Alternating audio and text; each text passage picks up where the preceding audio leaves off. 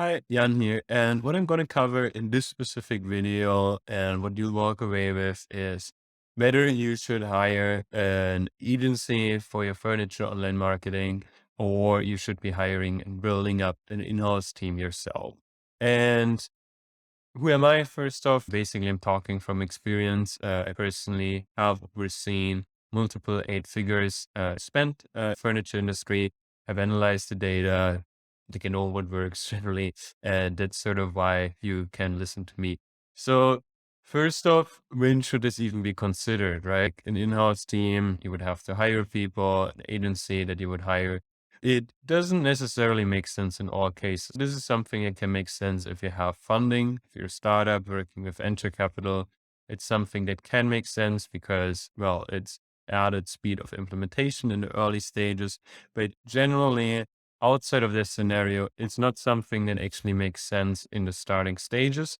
The reason why that actually doesn't make sense is because it costs quite a bit. And if there's no proof of concept yet, I'm going to be 100% transparent. Not everything in online marketing works. It is really important that you do control the risk to an extent. And it is very important that you have a solid understanding of what you're actually working with and what you're actually managing. However, if that doesn't apply, if you're not in the starting stages, the situation is very different. And why is the situation different? Well, because it's already something that is working and generally it makes sense to bring on an in-house team, to hire people, to work with an agency. If you're in a situation where something needs to be accelerated or given a way that is already working. Otherwise, it's not really something that does make much sense because let's say your company, it's not even profitable and you generally don't have proper product market fit.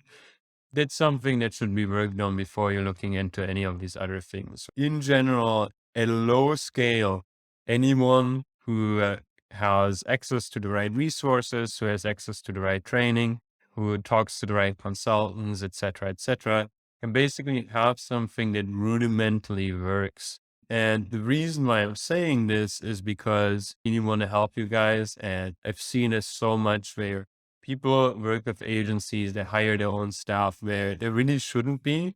And it's just not a good thing overall because people have opportunity cost of their career, but then also it's something that is neither a win for the agency itself nor for the client at the end of the day. So if you don't have something that's fundamentally working, what do I mean by this? You're not doing at least, let's say, 30 to 50,000 euros in monthly revenue while being decently profitable.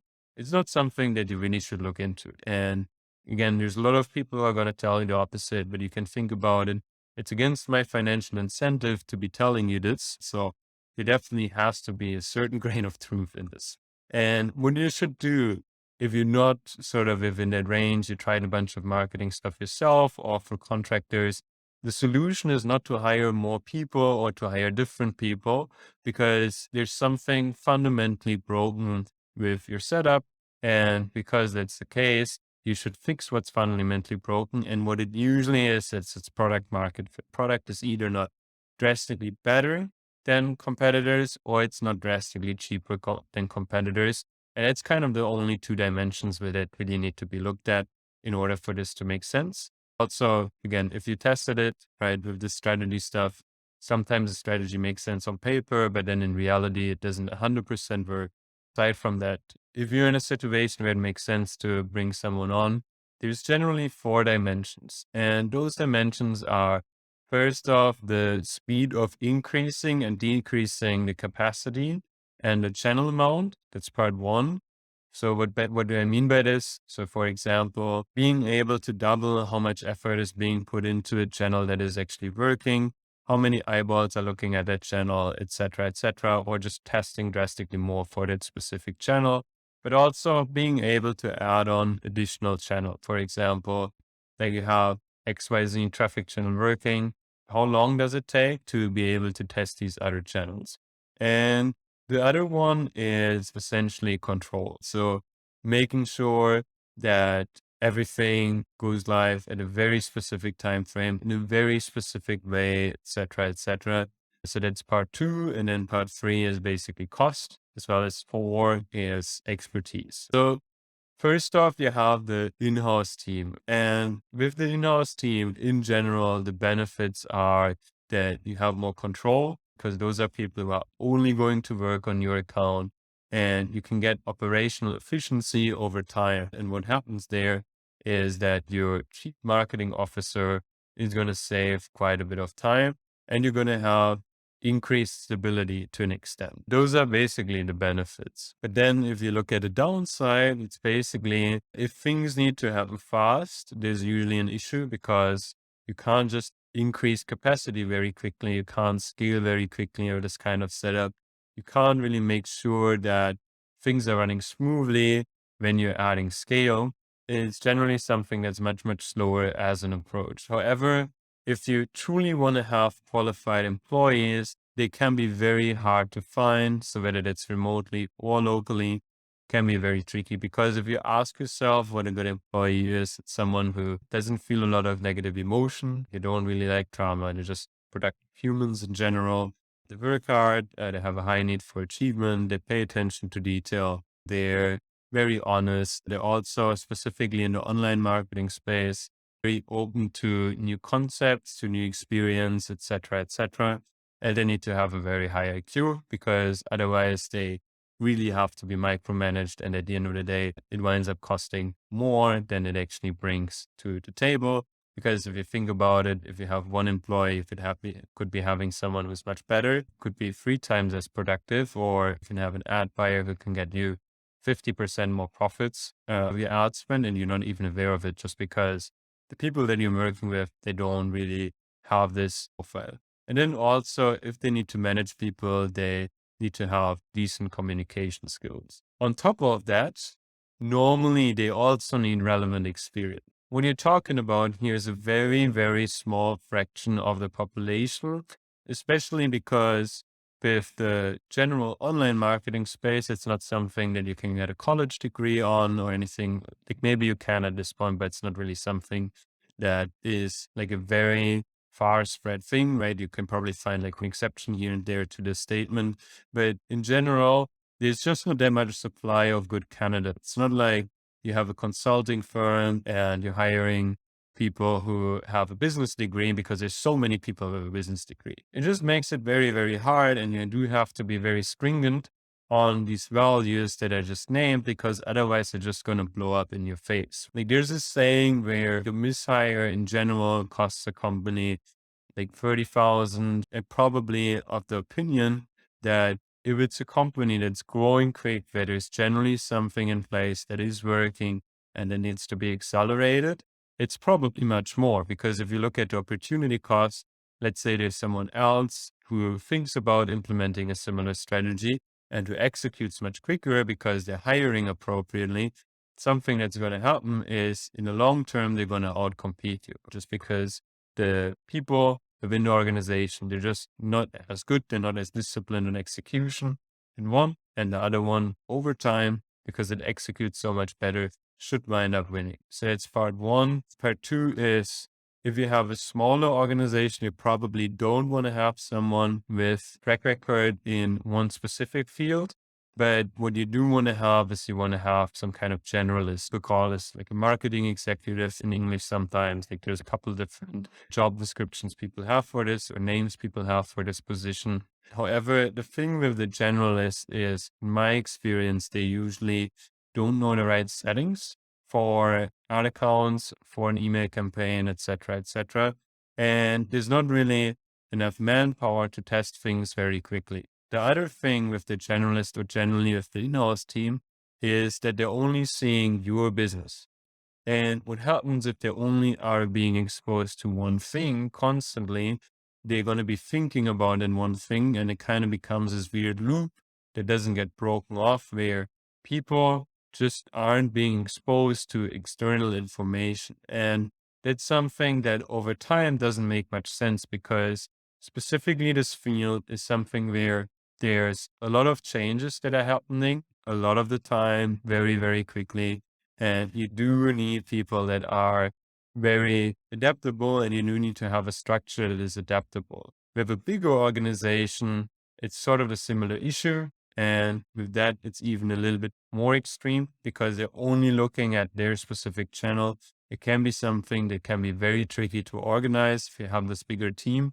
And most of the time, at least in my experience with furniture companies, they don't really want to have it be their main area of expertise to be excellent in online marketing. And you have to think about it in a way of organizational strengths as well. Generally, if you have an organization, if you have a team of like 10, 50 people, whatever it may be, something that happens with that pool of people is they also have to be organized. So it's something that does take up a lot of resources and mental space from leadership. Whereas if you have an external provider, that opportunity cost doesn't apply because you're getting simplicity. Another thing with the specialist or with the generalist at any point in time, whether it's a freelancer, an in-house employee, what can happen is they can get hit by a bus, right? Sounds dramatic, but in general, people get sick, their relatives get sick, etc., etc. And then you are missing out on the working capacity for the time that they're being gone, or it's something that's not just a temporary thing. God forbid, it's a long-term thing where they basically can't work anymore. You're going to miss out on all work until you have an appropriate replacement. As mentioned before, it can be very tricky to find. Another thing is that the replacement has to be trained afterwards. And then also you probably need to have some kind of, if you have a bigger organization, standard operating procedures. So things actually are functional. For example, if an ad is named wrong or if an email campaign is named wrong, it's going to make it very hard to report on it. And then as a manager, it becomes very hard to manage that.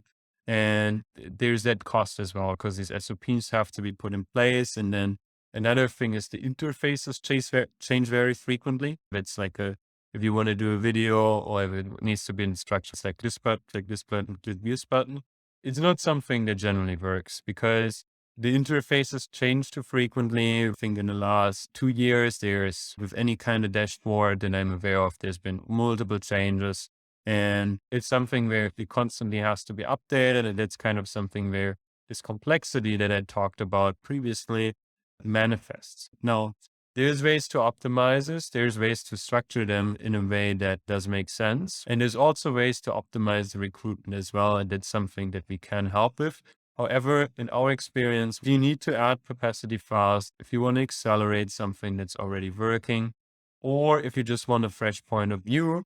It does make sense to bring in an external provider, either as a consultant or as an agency, in order to implement things and to basically guide you through what things make sense at what specific stage. So organizational myopia, it's basically people getting stuck in the same kind of routines and the same kind of schedules and always doing the same things doesn't set in.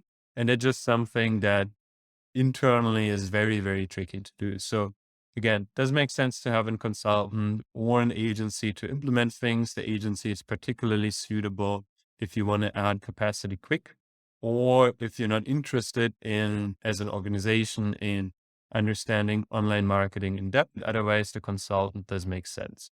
So that's something that we can actually help with. We guided multiple clients through structuring the organizations, guiding the organizations in a way where things are being done the most optimal way, considering the targets that they're having.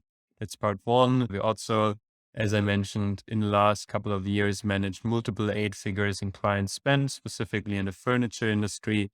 So if that's something that you're interested in, either getting help in regards to consultancy or just like hands-on implementation, just head over to furniture-scale.com.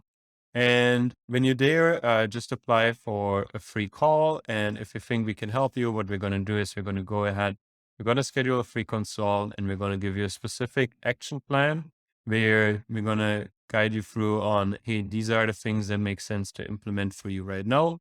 And that's pretty much it. So yeah, looking forward to seeing you there, and also see you in the next video. Bye.